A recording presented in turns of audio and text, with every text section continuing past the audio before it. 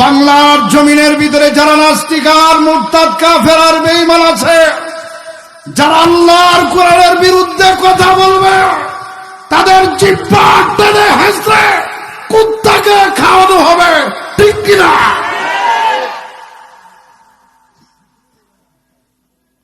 প্রিয় ভাইয়েরা আমার,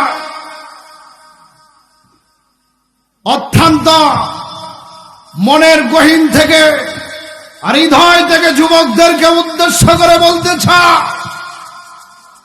আজকের এই শেরপুরের যুবকরা যে আয়োজনটা করেছে, কলিজার থেকে তাদেরকে প্রাণ ভরে প্রাণটাকে উজাড় করে দোয়া করি, এই কাজটা যারাই করেছে আসমানের নিচে জমিনের উপরে তাদের মতো দামি মানুষ দ্বিতীয় আর কেউ হতে পারে না।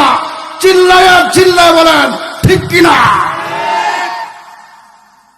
কোরআনের পক্ষে যারা থাকবে তাদের সম্মান ইজ্জত যিনি বাড়িয়ে দিবেন, চিৎকার দিয়ে বলেন তিনি কে?